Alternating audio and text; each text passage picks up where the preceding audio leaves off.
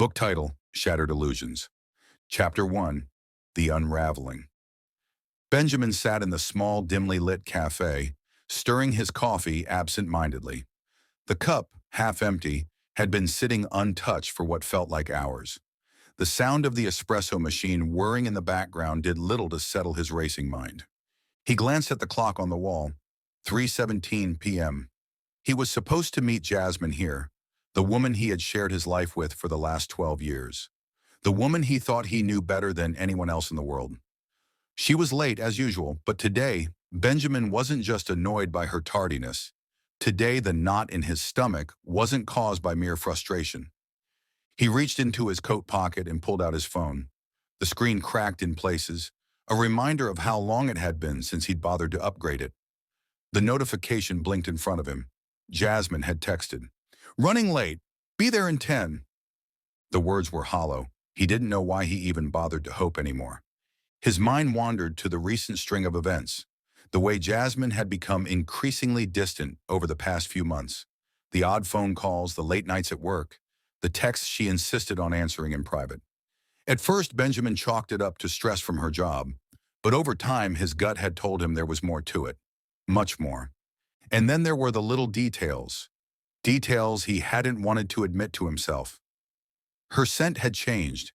The lipstick she wore wasn't the shade he liked, and the clothes, the ones that used to hang loosely on her body, had become form-fitting in all the wrong places. He had convinced himself that it was just a phase, but deep down, a dark suspicion had been taking root. A sharp ping broke his thoughts. Another message from Jasmine. "Just got off a call. Almost there. Almost there. Almost." He stared at the message for a long time before locking his phone and setting it down on the table. His fingers trembled. He was terrified of what was about to happen, terrified of the truth he had been running from for months. He wasn't just waiting for her, he was waiting for his world to crumble. Minutes passed, dragging on like hours. Then the door to the cafe opened and a familiar figure walked in. It was Jasmine, looking more radiant than he remembered, dressed in a tight black dress that hugged her curves in a way that made his chest tighten. But today the sight of her didn't fill him with warmth. It only filled him with dread. She smiled brightly, but it didn't reach her eyes. Benjamin stood up, forcing a smile in return. "Hey, babe," she said, as she leaned in for a kiss. But instead of responding in kind, Benjamin stepped back. He had to know. "Jasmine," he began, his voice low but steady, "I need to ask you something." She blinked, a little surprised by his tone. "What's going on? You're acting weird." "Are you cheating on me?" The question hung in the air between them, heavy and unspoken for too long. Jasmine froze, her eyes widening. For a moment, Benjamin thought she might lie, that she might deny it, like she always had. But then she didn't. She simply stared at him, and in that moment, Benjamin knew everything. I didn't mean for it to happen," she stammered, her voice barely above a whisper. "I never wanted to hurt you, but—" Benjamin's heart stopped. Her words shattered everything. 12 years of love, memories, and promises, all crumbling away like dust in the wind. "I don't want your excuses," Benjamin muttered. His voice was hollow, empty. "I just want the truth." Jasmine lowered her gaze as if trying to avoid the weight of his stare. "I've been seeing someone else for the last 2 years." 2 years. The words felt like a punch to his gut, knocking the air from his lungs. Benjamin wanted to scream, to yell, to make her feel the pain he was feeling, but he didn't. Instead, he stood there, silently, as the pieces of his world fell apart. Jasmine reached for his hand, but Benjamin pulled away. The world didn't feel real anymore. He couldn't process it, couldn't make sense of it. How had he been so blind? How had he not seen the signs? But in that moment, he knew one thing for sure.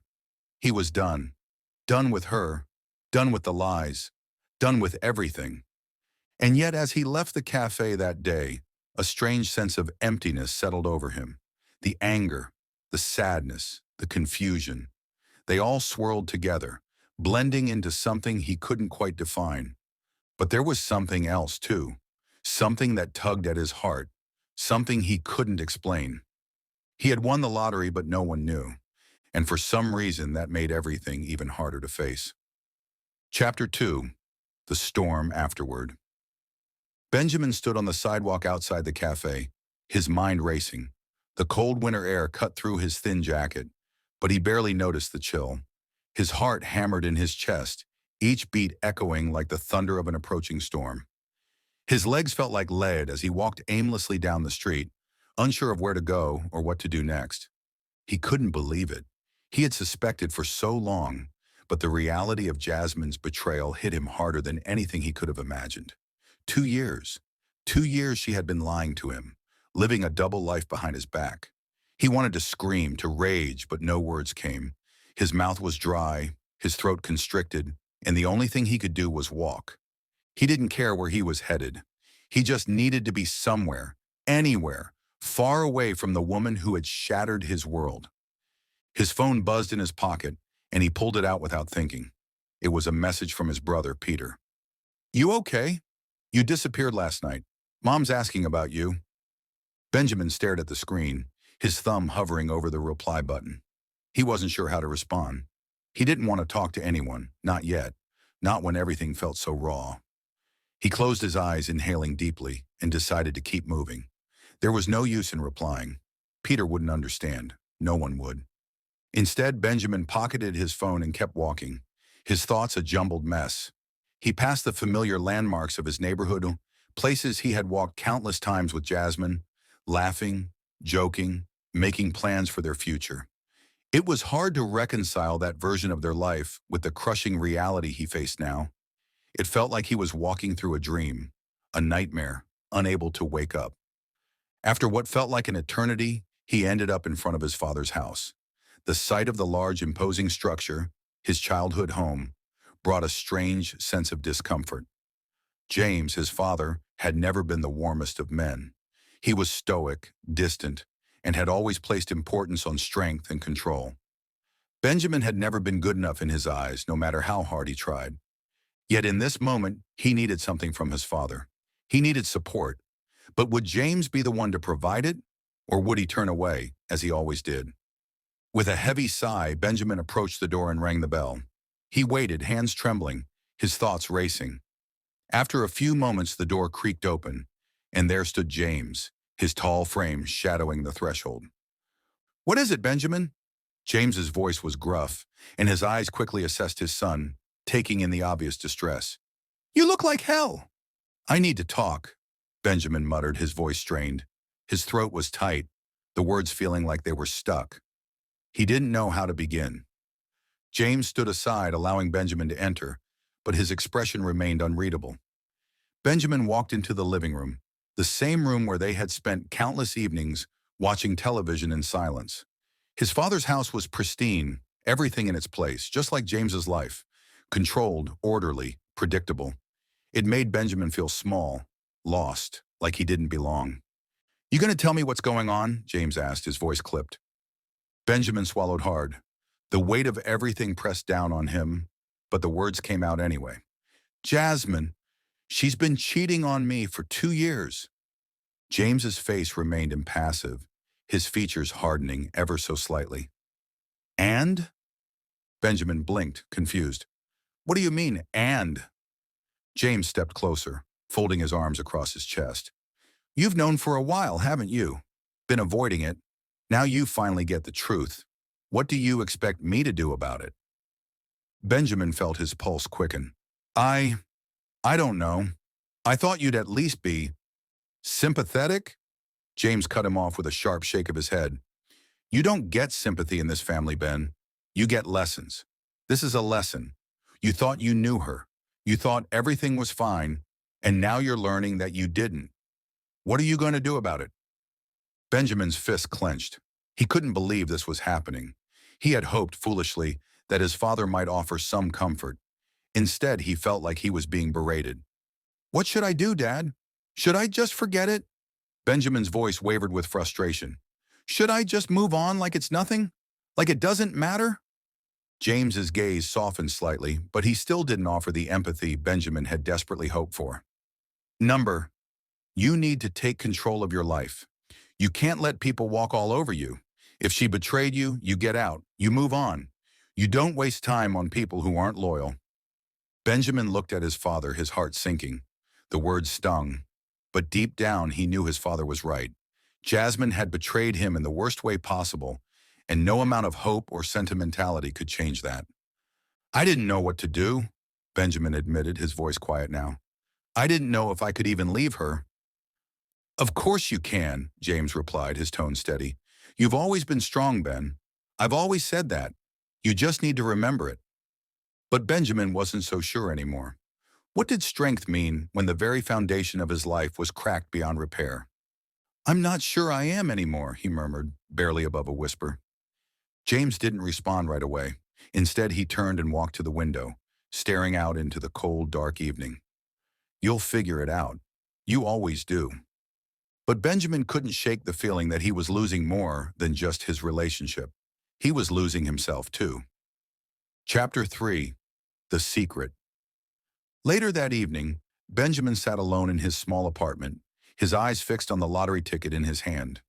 It had been a week since the devastating conversation with Jasmine, and the weight of his emotions hadn't lifted. The ticket had been in his wallet ever since the night he had won. He'd kept it hidden, not because he didn't want to share his good fortune, but because it felt wrong to celebrate anything while his life was falling apart.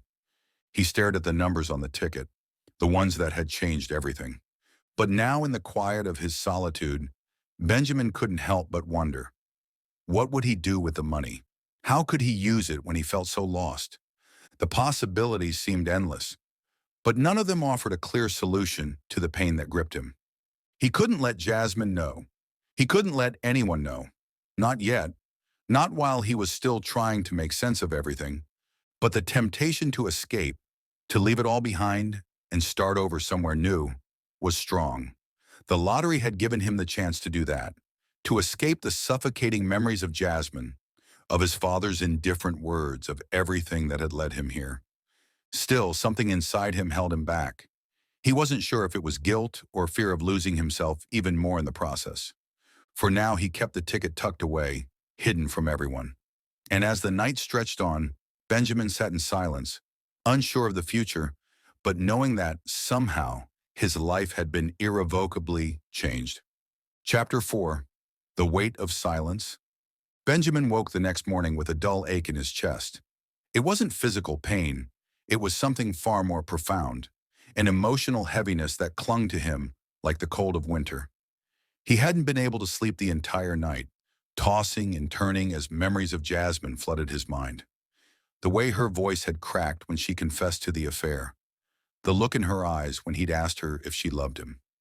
He replayed the conversation over and over, as if searching for answers in her words. But all he found were more questions. The apartment felt suffocating. The silence between the walls was deafening. He had never felt more alone in his life. He thought he knew what loneliness was, but now it was a hollow, gnawing presence that never left. His phone buzzed on the kitchen counter, pulling him from his thoughts. It was a text from Peter. You coming over today? Mom's having dinner. She said you'd be here. Benjamin stared at the message for a long time. He had been avoiding his family ever since his conversation with his father. The truth was, he hadn't known how to face them. They had no idea what was happening in his life. They hadn't seen the cracks in his relationship with Jasmine, and now he wasn't sure if he could ever tell them the whole story. He wasn't ready to explain how everything had fallen apart. But at the same time, there was a strange pull in Peter's message. As much as Benjamin felt like he was drowning, there was a part of him that wanted to feel anchored again. He needed to see his brother. Even if he didn't have the answers, maybe Peter could offer something. Some kind of clarity, or at the very least the comfort of familiarity. With a heavy sigh, Benjamin typed a response. I'll be there. Chapter 5. A Bitter Reunion. The drive to his mother's house was quiet. Benjamin's car hummed softly against the cold asphalt as he steered through the familiar streets. The landscape outside seemed unchanged, but everything inside him felt different. The anticipation of seeing his family, of facing them after everything that had happened, felt like a weight on his shoulders. When he pulled into the driveway, the warm light spilling out from the house through the windows made him feel like he was walking towards something both welcoming and suffocating. He hadn't seen his parents in a while, at least not since things had started falling apart with Jasmine. His mother had always been the nurturing one, the one who took care of everyone, even when things weren't easy. His father, on the other hand, was the disciplinarian, the one who expected more than he ever offered in return. Benjamin stood outside the door for a moment, collecting himself. He wasn't sure what to expect, but he had to do this. For Peter, for his mother, for himself, even if he didn't know what he was doing anymore. He knocked softly, and a moment later the door opened, revealing his mother, Eleanor, standing there with a warm smile. Benjamin! She enveloped him in a tight hug, and for a moment he allowed himself to relax in her embrace. Her warmth, her scent, the soft murmurs of comfort, everything about her made him feel like a child again, like the world wasn't so complicated. Mom, he murmured, holding her close. I didn't know if I could come here. Eleanor pulled back slightly, holding him at arm's length. Her eyes searched his face as if trying to read him. She was sharp in that way, able to sense when something wasn't right. You look like you haven't slept in days, she said, her voice full of concern. What's going on, Benjamin? You haven't been answering my calls. Benjamin swallowed hard, not sure how to explain the mess of his life. He had been running from the truth for so long. He couldn't just throw it all out there in one sentence. Before he could answer, Peter appeared behind Eleanor, his grin wide and easy. There he is, he said, clapping Benjamin on the back. Glad you could make it, bro. Benjamin forced a smile, but his brother's enthusiasm felt a little too much in the moment. Peter, the younger of the two, had always been the carefree one. He didn't have the weight of responsibility hanging over him the way Benjamin did. And yet it was Peter's easygoing nature that made him feel like an outsider in his own family, as if Peter couldn't possibly understand the turmoil Benjamin was dealing with. I've been busy, Benjamin said quietly, stepping inside. Just had a lot on my mind. Eleanor's expression softened, and she led him into the dining room, where the table was set for dinner. The aroma of roasted chicken and vegetables filled the air, making his stomach grumble despite the storm raging in his heart. His father, James, was already seated at the head of the table, reading a newspaper with his usual stoic expression. The sight of him made Benjamin feel tense. How could he explain everything to him when James had already made it clear that emotions weren't something to indulge in? Peter sat across from Benjamin, shooting him a look that conveyed a mixture of curiosity and concern. He knew something was wrong, but he didn't press the issue. Not yet. So how's everything going? Eleanor asked, setting a plate of food in front of Benjamin. Her eyes were filled with kindness, but there was an underlying question in her gaze that Benjamin couldn't escape. Good, Benjamin lied. Just adjusting. The conversation flowed around him, but Benjamin could barely focus. His mind kept returning to Jasmine, to the secrets she had kept from him, to the pain that lingered like an open wound. Every smile, every laugh from his family felt like it was happening in a different world, one that he no longer belonged to. His father, who had been quietly reading his paper, looked up and caught Benjamin's gaze. I assume you've been keeping your distance because of personal matters, James said, his tone neutral but pointed. Benjamin's stomach twisted. Yeah, he muttered, pushing his food around his plate. You need to figure it out, James added, his voice cold. You can't just let this consume you. You need to be strong, Benjamin. No one's going to solve your problems for you. Benjamin's chest tightened. I know, he said through gritted teeth, feeling his father's words like a slap across the face.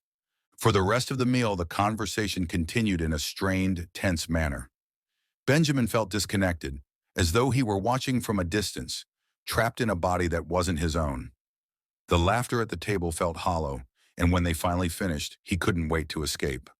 As he walked out of the dining room, his mother stopped him by the door. Benjamin, if you ever need to talk, you know where to find me. He gave her a forced smile. Thanks, Mom. I'll be okay. But deep down, Benjamin knew he wasn't okay, and he didn't know when he would be. Chapter 6. The First Step. The days that followed were a blur.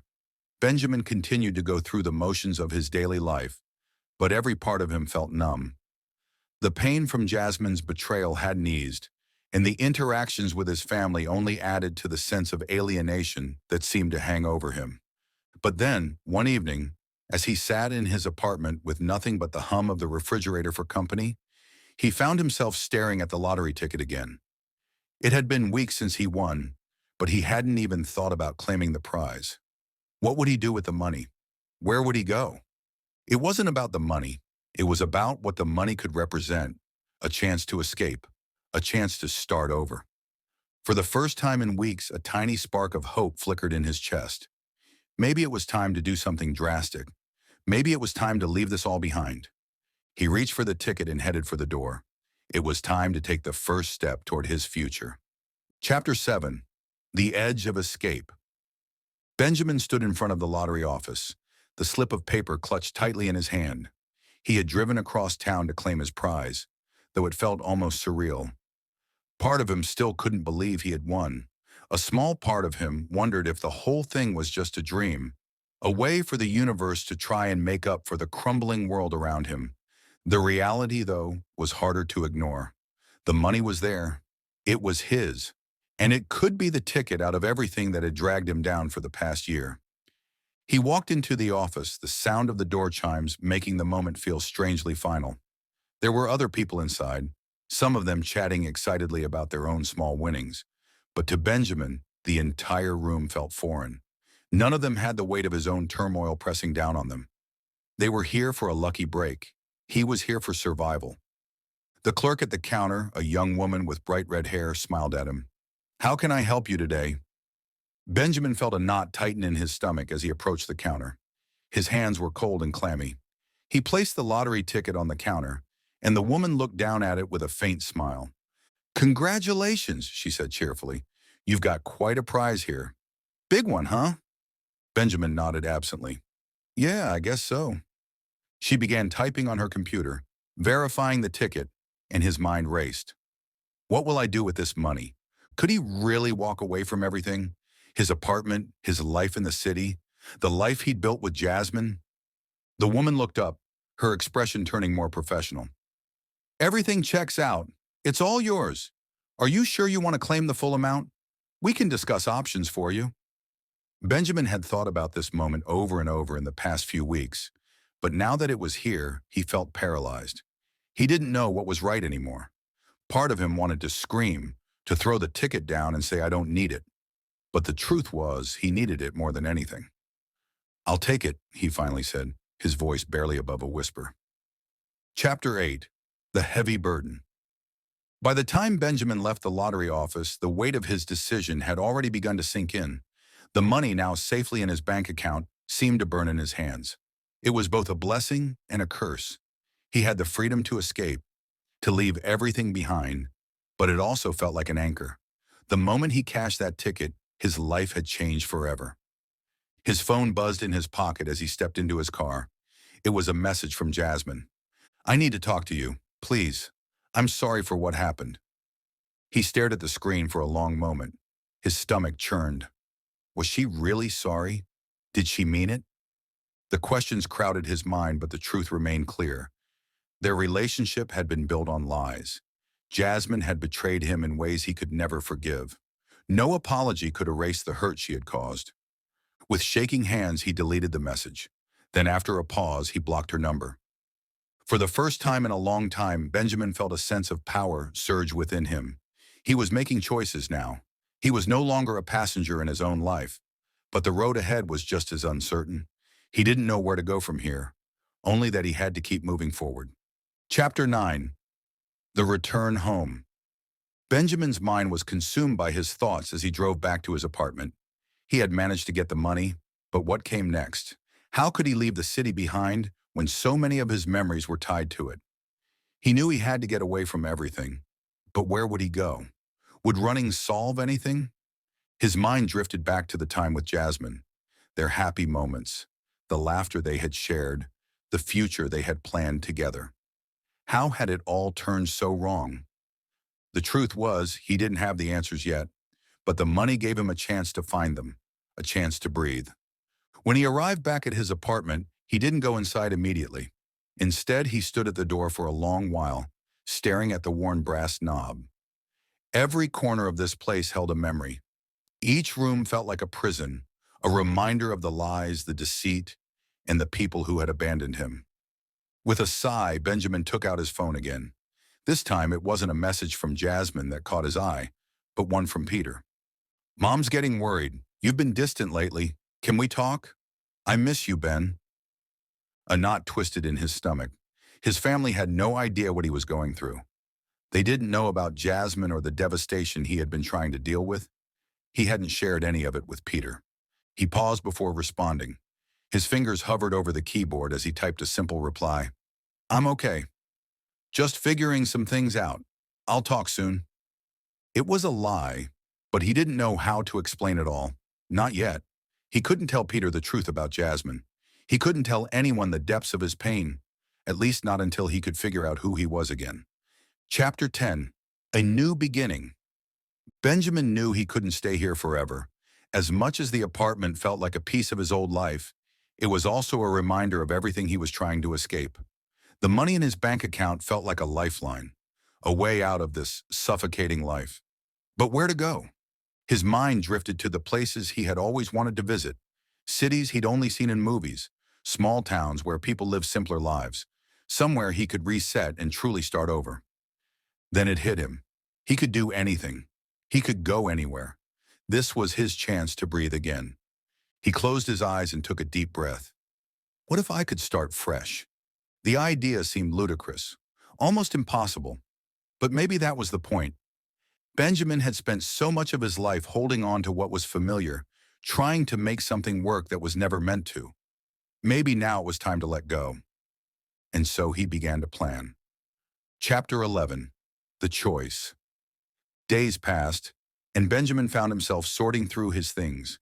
He packed only the essentials, clothes, a few books, and the small personal items that truly mattered. Everything else was left behind. The life he had known was vanishing before his eyes, but there was a strange sense of peace in it. It wasn't easy. He didn't know where he would go, but the uncertainty didn't scare him anymore. The hardest part was realizing that leaving wasn't just about escaping the pain.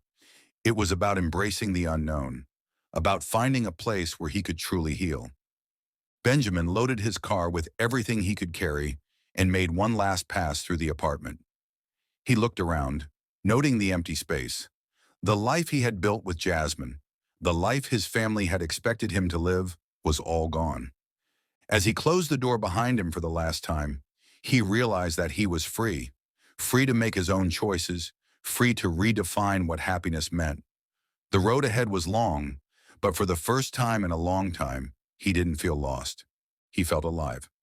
Chapter 12. The Road Away. The engine of Benjamin's car purred steadily as he cruised down the highway, the familiar city skyline slowly shrinking in the rearview mirror. For the first time in what felt like years, he allowed himself to take a deep breath and relax his grip on the wheel. The tension that had been with him for so long, the tightness in his chest, seemed to loosen just a little with every mile that brought him farther from his old life. The night was settling in as Benjamin drove, the stretch of highway lit only by the soft glow of the moon and the headlights from passing cars. His destination was still uncertain, but for the first time, he didn't feel the need to have everything figured out. There was freedom in uncertainty. There was peace in knowing he didn't have to make any more compromises. He drove for hours, his thoughts wandering back to the familiar places he'd always dreamed of visiting. He thought about the small towns tucked away in the mountains, the ones where life moved at a slower pace, the ones where people knew their neighbors and everything didn't feel so chaotic. He thought about the oceanside cottages, where the sound of the waves could drown out the noise of everything else. His phone buzzed on the passenger seat, interrupting his reverie. He glanced at it, seeing that it was another message from Peter. "Ben, you okay? I know something's going on. Mom's really worried. We're here for you, man." The message stung. He hadn't told Peter anything about the mess with Jasmine. He hadn't told his family the truth because he wasn't sure how to explain it, let alone how to ask for help. His family had always been there for him in a way, but now he felt like an outsider among them. Benjamin didn't respond immediately. Instead, he simply stared at the screen. The truth felt so far away, like it belonged to someone else's life. What could he say? That he was heartbroken? That the woman he loved had betrayed him for years? That his family had pushed him away when he needed them most? He couldn't bring himself to respond. Not yet. Instead, he hit the Do Not Disturb function on his phone and focused on the road ahead. He needed to keep moving. If he stopped now, if he went back, he knew he wouldn't be able to leave again. The pain of what had happened was too close, too raw. It needed to be buried, at least for now. Chapter 13. The First Step into a New Life. By morning, Benjamin had found his way to a small town a few hundred miles away. It wasn't much, just a sleepy place with old brick buildings and wide, empty streets. The kind of town where you could imagine everyone knowing everyone else's business. But it had what he needed: peace. He checked into a small bed and breakfast, the kind with creaky wooden floors and a vintage vibe that felt like something out of a forgotten era. The owner, an older woman named Edna, greeted him with a warm smile and a cup of tea. "You're a long way from home," she remarked as she handed him the steaming mug. Benjamin smiled weakly. "Just needed to get away for a while. Clear my head." Edna gave him a knowing look, though she didn't press for details. She led him up to a cozy room with a big window that looked out onto the quiet street.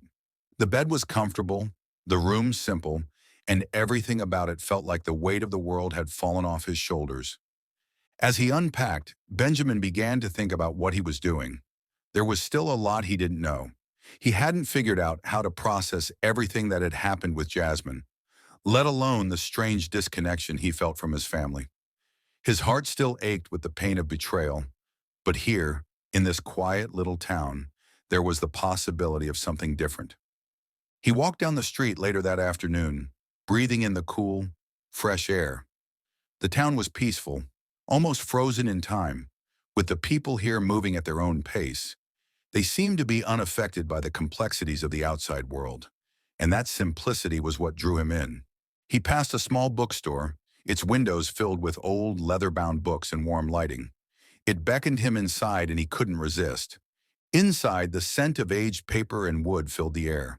There was something comforting about the stillness in the store, the soft shuffle of pages turning.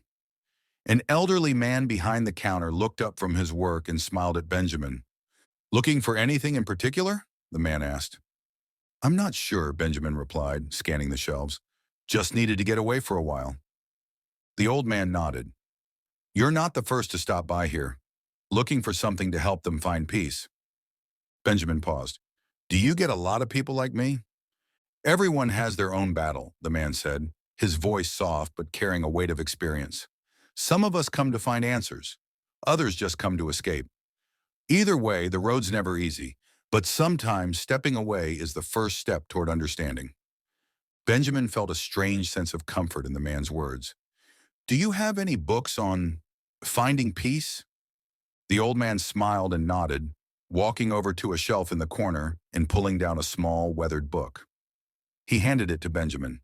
"Here, it's not an easy read, but it's a good one. Helps people realize they don't need to be stuck." Benjamin accepted the book, its title simply The Quiet Journey. It felt fitting. As he walked back to the bed and breakfast with the book in hand, Benjamin realized that this small town, this moment of quiet, was exactly what he needed. He wasn't sure what his future held, but for the first time in a long time, he felt like he was on the right path. Chapter 14. Facing the Truth. The days in the small town passed slowly. Benjamin found himself spending most of his time in the bookstore, reading through the pages of the book he had picked up. There was something therapeutic about the simplicity of it all, the quietness, the pace of life, and the absence of any immediate pressures. It was as if the world had stopped spinning just long enough for him to catch his breath. The book, though, didn't offer easy answers. It spoke of letting go of the past, of finding peace by accepting the things you couldn't change, and of learning to move forward, even when the path ahead was uncertain. There was a chapter on forgiveness, one that Benjamin couldn't help but linger on. He wasn't ready to forgive Jasmine, not yet, but the book suggested something he hadn't considered before. Forgiveness didn't always mean reconciliation. Sometimes it was just a way of letting go of the pain that held you back. Benjamin thought about Jasmine. She had shattered his trust. She had broken his heart. But did he want to carry that hurt with him forever? Did he want to remain tied to the version of himself that had been betrayed, the version who hadn't known how to protect his own heart. As he sat in the bookstore one afternoon, the sunlight streaming through the windows, Benjamin felt the stirrings of a new possibility. Maybe forgiveness wasn't about Jasmine. Maybe it was about him, about releasing the past and letting go of the anger and resentment that had poisoned his every thought. He took a deep breath and closed the book. For the first time in a long time, he felt like he could breathe again. Chapter 15, The Call from Home. Just as Benjamin began to settle into this new chapter of his life, his phone buzzed again. He glanced at the screen, half expecting another message from Peter. But this time, it was a call. It was from his father. Benjamin's heart skipped a beat. He hadn't spoken to James since he had left the city. He hadn't wanted to, not after everything that had happened. But now the call was here, the one that would force him to face his family, to confront the truth. Taking a deep breath, he answered. "Hello?" he said, his voice a little more distant than he intended. "Benjamin," James' voice came through the line, rough and full of something Benjamin couldn't quite place. "I've been thinking a lot about you, about everything. You okay?" Benjamin wasn't sure how to respond. There was so much to say, but for the first time he realized that he didn't need to say everything. Not yet. He wasn't ready to go back to the past. Not just yet. I'm getting there," Benjamin said, his voice steady. "Just needed some time to figure things out." James was quiet for a long moment before he spoke again. "Well, whenever you're ready, we're here. Your mother's worried, but she understands. You're still our son. Don't forget that." Benjamin swallowed hard, the weight of his father's words hanging in the air. For a brief moment he felt the stirrings of something, regret perhaps, or longing. But he wasn't ready to go back to that life. Not yet. He needed more time. "Thanks, Dad," he said quietly. "I'll be okay." And as he ended the call, he realized that he was no longer that person who had been betrayed. He wasn't that broken man who had lost everything. He was someone else now, someone who had started to rebuild.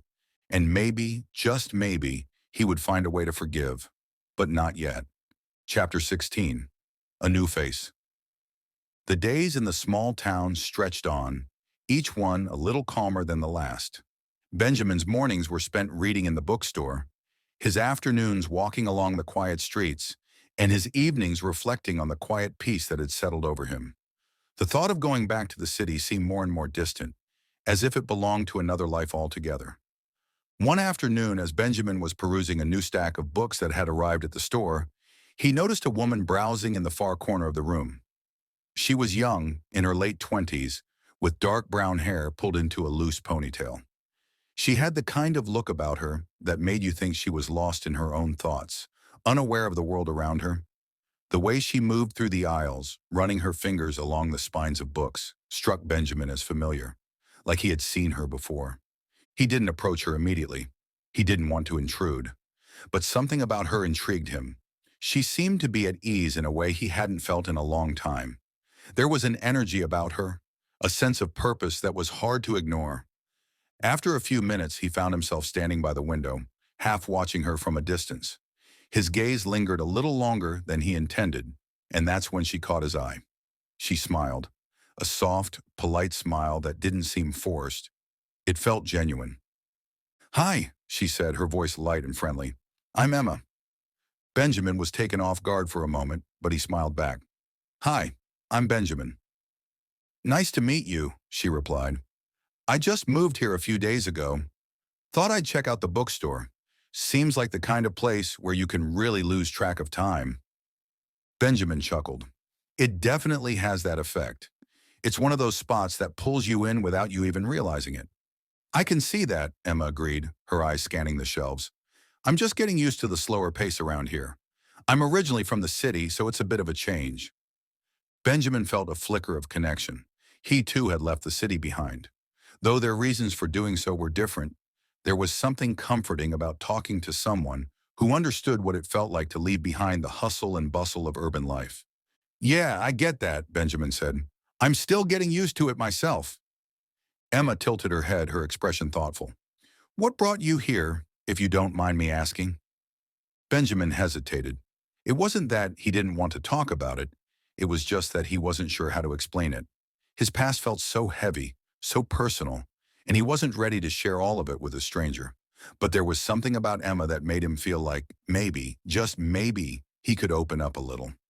I guess I needed a change, he said slowly. A chance to figure things out. The city, it was just getting to be too much. Too much noise. Too much pressure. Emma nodded, her eyes understanding. I know what you mean. I think that's why I'm here too. It's easy to lose yourself in a place that's constantly moving. Sometimes you need to take a step back and find some clarity. There was a moment of silence between them, a quiet understanding hanging in the air. Benjamin wasn't sure why, but he felt comfortable with Emma in a way he hadn't felt with anyone in a long time. There was no judgment in her eyes, no assumptions. Just a genuine connection, however brief. Maybe we could grab coffee sometime, Emma suggested, breaking the silence. I'm still figuring out the best spots around here. Benjamin smiled, a little surprised by how natural the idea felt. Yeah, that sounds nice. I could use a good cup of coffee.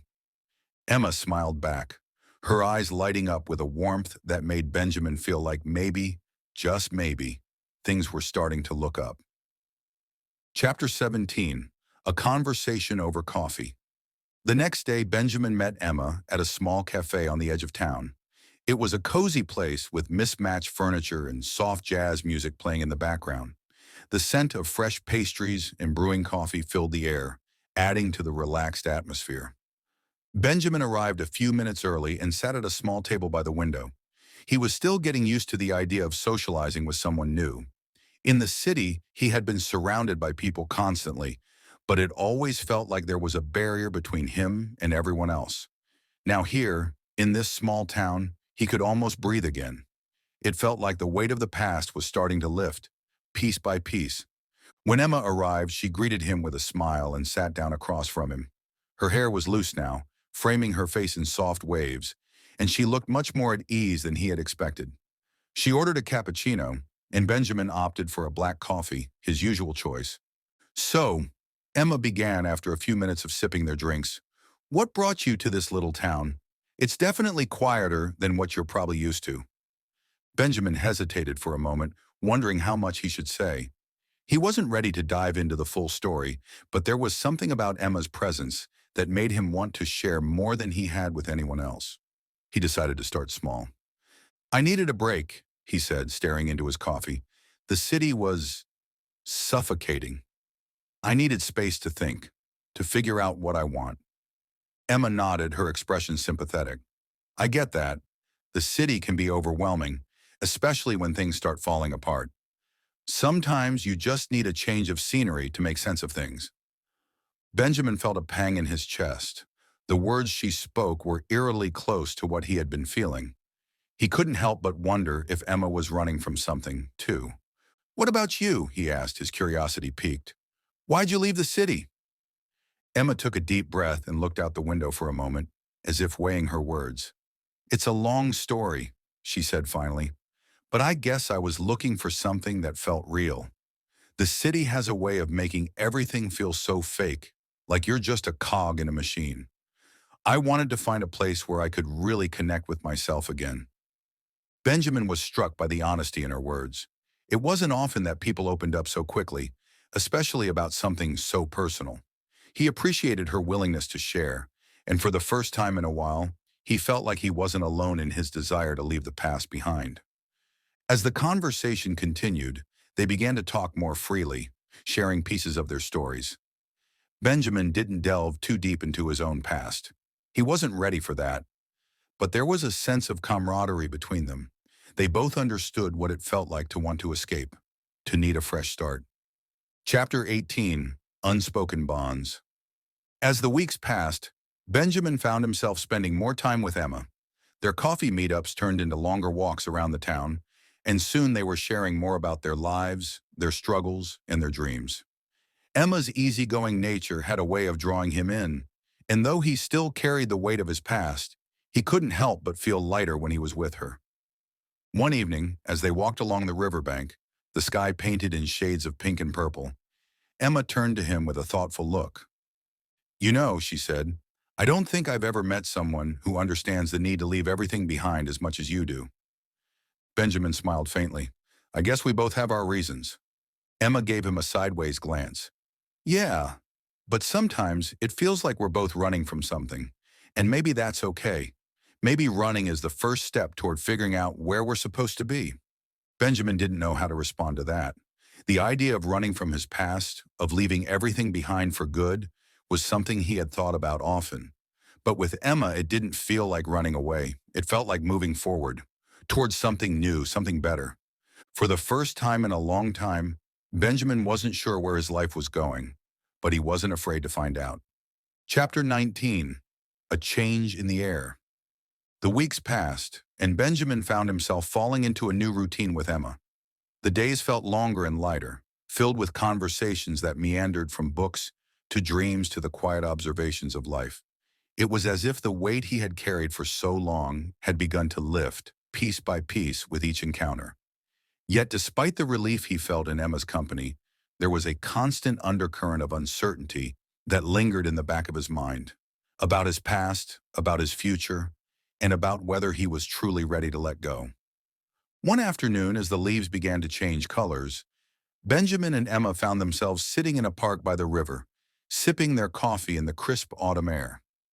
The vibrant oranges and reds of the trees made the world feel like it was on fire in the best way possible. And for a moment, it was easy to forget everything else. They talked about the small, simple things, what they had for breakfast, what books they were reading, what the weather would be like the next day. It was the kind of conversation that was simple but comfortable, a stark contrast to the heavy, unresolved questions Benjamin had carried with him for so long. You know, Emma said after a long pause, her voice quiet, there's something peaceful about this place. I think I'm starting to feel like I belong here. It's hard to explain, but it's like I've finally found a space where I can just exist, not constantly running after something. Benjamin looked at her, his heart tightening. He wondered if that was what he was searching for too. For the first time in a long while, he realized that maybe he wasn't just looking for a way to outrun his past. Maybe he was looking for a way to create a new beginning. I think I understand what you mean, he replied, his voice thoughtful. I came here to escape, but maybe that's not all I was running from. Maybe I was running toward something, too. Emma smiled gently, the kind of smile that reached her eyes. Maybe we both were. Benjamin felt a flicker of something deep inside him, a sense of clarity that he hadn't experienced in years. The weight of the past, the betrayal, the lies, all of it was still there, but it didn't feel as suffocating as it once had. With Emma, there was room for hope, for something new. For the first time, he allowed himself to imagine a future that wasn't defined by the pain of his past. Chapter 20. The Return of the Past. As the days turned into weeks, Benjamin's life in the small town began to settle into a quiet contentment. He spent his mornings at the bookstore, his afternoons walking with Emma, and his evenings reflecting on his newfound sense of peace. But just as the town began to feel like home, the past, quietly lurking in the background, made its unwelcome return. It came in the form of a phone call one evening, while Benjamin was at home, alone. The number on the screen was unfamiliar, but something in his gut told him to pick up. Benjamin, the voice on the other end said, cold and distant, it's Jasmine. The world seemed to stop for a moment as Benjamin's mind raced. He hadn't heard from Jasmine in months. Since he left the city, they had no contact, nothing. And yet here she was, calling him out of the blue. What do you want? He asked, his voice sharp despite himself. Jasmine hesitated on the other end. I need to talk to you. It's important. Benjamin's heart thudded in his chest. He wasn't sure what he expected from this conversation, but he knew he wasn't ready for it. Not now, not after everything. I don't think there's anything left to say, Benjamin replied, his voice tight. Please, she begged, her voice quivering slightly. I know I hurt you. I know I did things that are unforgivable. But I need you to know the truth. There's something I never told you. Benjamin's hand tightened around the phone. His thoughts were racing, his emotions swirling. He didn't know what Jasmine wanted or why she was calling now, but the last thing he needed was to revisit the past. I don't want to hear it, Jasmine, he said, his voice firm. You had your chance.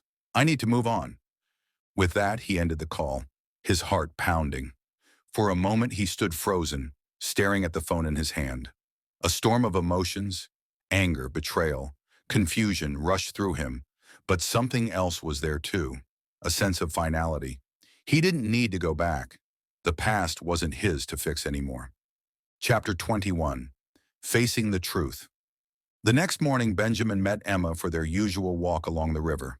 The cool morning air nipped at their faces, and the sun, still low in the sky, cast long shadows on the ground. Benjamin hadn't mentioned the phone call to her yet, but as they walked, he found himself growing restless.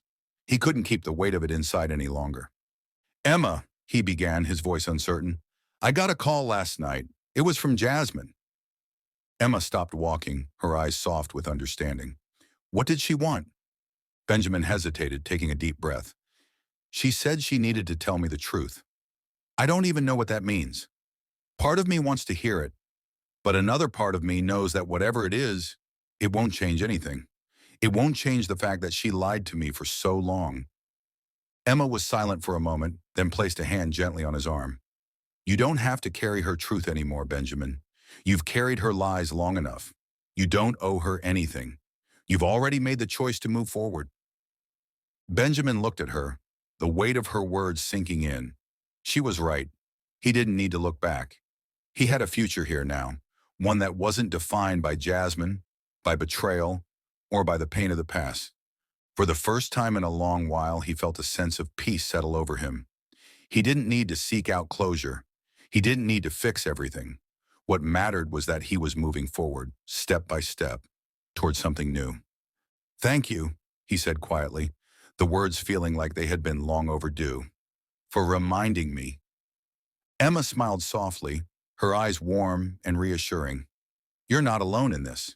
You never have to be. And with that, as they continued their walk, Benjamin knew that whatever came next, whether it was the lingering shadows of the past or the promise of something new, he was ready to face it, because for the first time, he was no longer running. He was simply moving forward. Chapter 22. Unspoken Connections. As the days turned into weeks, Benjamin and Emma's bond deepened in ways neither of them expected. What began as a casual coffee meetup had evolved into something much more profound. Their connection, built on shared experiences of seeking a fresh start, felt effortless. They didn't try to define it. They didn't need to. It was just there, growing slowly, steadily, like the roots of a tree taking hold in the fertile soil of their new lives.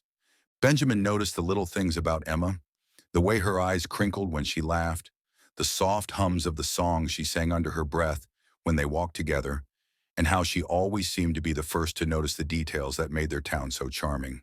Her presence was a gentle constant, a soothing balm for the parts of him that still ached from the past. One evening, as autumn fully settled in, Benjamin invited Emma to his house for dinner. It was a quiet affair, with homemade pasta and a bottle of red wine he had picked up at a local vineyard. They ate, laughed, and talked about everything and nothing: her childhood, his love of books, their dreams of what they might do with the future. The conversation flowed like the wine, easy and unhurried, without the weight of unspoken expectations. As they finished dinner, the rain began to tap softly against the windows, and the room filled with the warm, comforting glow of the soft lights Benjamin had set up. They moved to the couch, curling up under a blanket, and for the first time, Benjamin allowed himself to relax completely in someone else's presence. I didn't think I'd be here, Benjamin said softly, breaking the comfortable silence between them. A few months ago, I was still stuck in a place I couldn't escape, but now it feels like everything is slowly falling into place. Emma shifted slightly to look at him, her eyes searching his face. I'm glad you're here, Benjamin. You deserve peace, and I think you're starting to find it. He let out a slow breath, his heart heavy with unspoken feelings. It was strange how, in such a short time, Emma had become a constant in his life. It was almost as if she had always been there, waiting for him, even though he hadn't known it. He had always been afraid of moving on, afraid of letting someone else in. But with Emma, it felt different. She wasn't asking him to forget his past. She was simply offering a safe place to breathe. He looked at her, feeling a strange pull in his chest. "I don't know what this is, Emma," he said, his voice vulnerable. "But whatever it is, it feels real, and it scares me." Emma smiled softly, her hand reaching over to rest gently on his. "It's okay to be scared," she whispered. "We've both been through things that make us hesitant to trust again. But I think that's what makes this real. It's not perfect, but it's honest." Benjamin felt a warmth spread through him at her words, the anxiety that had been gnawing at him slowly ebbing away. He leaned forward, his heart racing slightly as he took her hand in his. "I'm glad you're here," he murmured. "More than I can say." The moment hung in the air, charged with the weight of what they both felt, but hadn't yet fully acknowledged. Slowly, without a word, Emma leaned in, her face softening as she closed the distance between them. Benjamin's breath caught as their lips met in a gentle, tentative kiss, a kiss that held all the promises of the future and the comfort of the present. When they pulled away, neither of them said anything for a moment, both of them caught in the quiet aftermath of the kiss. "I think," Benjamin said quietly, "I think I'm starting to understand what it means to feel truly alive again." Emma's smile deepened, and she leaned her head against his shoulder, her eyes closed in contentment. "You don't have to figure it all out right now. Just let it happen. We'll take it one step at a time." Benjamin wrapped his arm around her, holding her close as they both watched the rain fall outside. The world felt a little smaller, a little simpler in that moment. And for the first time in a long while, Benjamin allowed himself to believe in the possibility of something good, something real. Chapter 23. Navigating the Future. As the weeks turned into months, Benjamin and Emma's relationship continued to blossom in its quiet, steady way. They spent more time together, cooking meals, attending local events, and exploring the little town that had become their sanctuary. Though there were still moments of hesitation, of old wounds that would surface in Benjamin's mind, Emma was a constant source of support. Her understanding was never forced, her presence always gentle. It was exactly what he had needed, though he hadn't realized it until now. One chilly Sunday afternoon, as they sat in the local cafe with steaming mugs of coffee in front of them, Emma looked at Benjamin with a contemplative expression. The air was thick with the scent of freshly brewed coffee and baked pastries, the soft hum of conversation filling the background. "Benjamin," she began, her tone serious yet tender, "I've been thinking a lot about us, about how everything has changed since we met." Benjamin met her gaze, sensing that something deeper was on the horizon. "What are you thinking?" "I just—" Emma paused, her hands wrapped around her cup, eyes focused on the steam rising from the surface. "I think we're both still figuring things out, and I know we're both still healing, but I can't help but feel like we're on the same path, like we're building something, even if we don't have all the answers yet." Benjamin's chest tightened at her words. He had thought about this too, the future, what it would look like with Emma in it, whether he was ready to fully embrace it.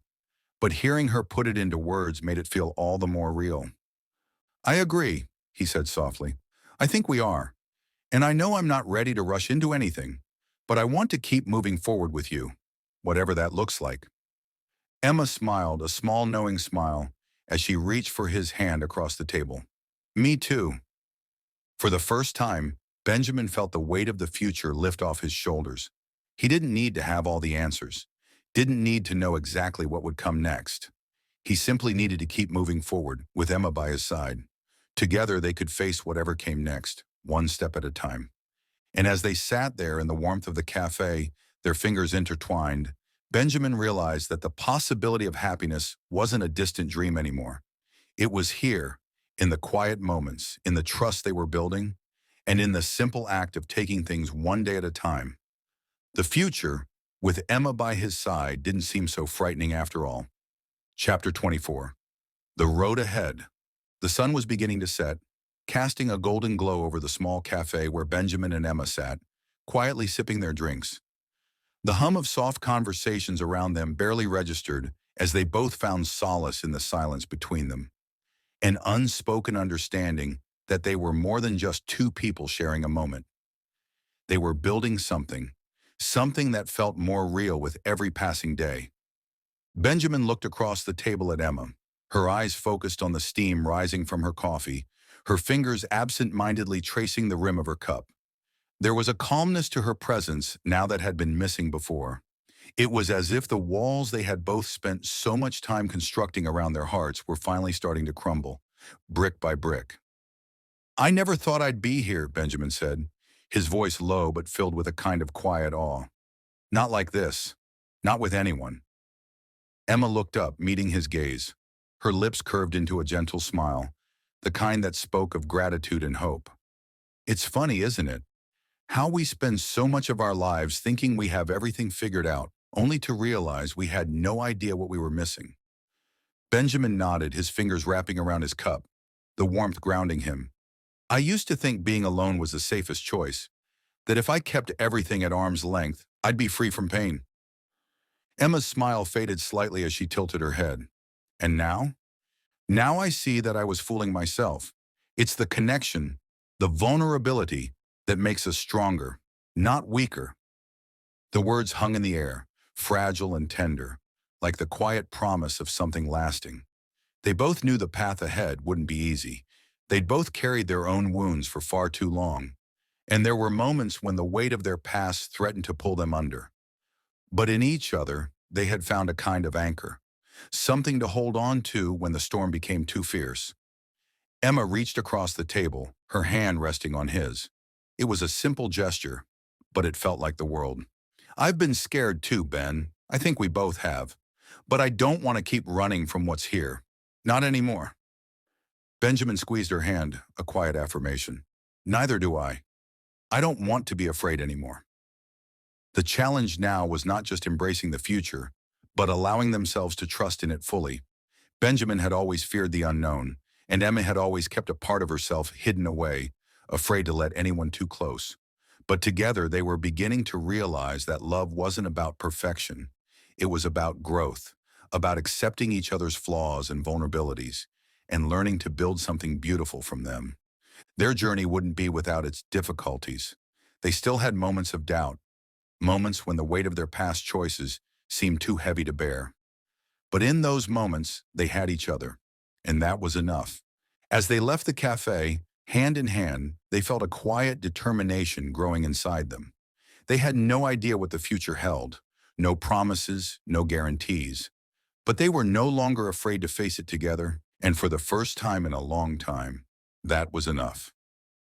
Chapter 25. A Quiet Promise. The weeks following their conversation at the cafe had been filled with a sense of anticipation, a quiet undercurrent running between Benjamin and Emma, an unspoken understanding that something big was on the horizon. Their relationship had deepened in ways Benjamin hadn't expected, and as they navigated this new chapter together, he found himself drawn toward a single thought.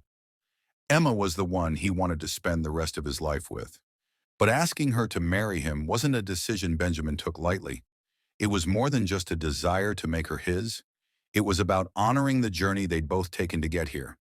They'd come from different places. He, scarred by the past, and she, cautious with her heart. But now they stood at the edge of something new, something beautiful, something real. It had taken him weeks to work up the courage to truly consider what marriage meant.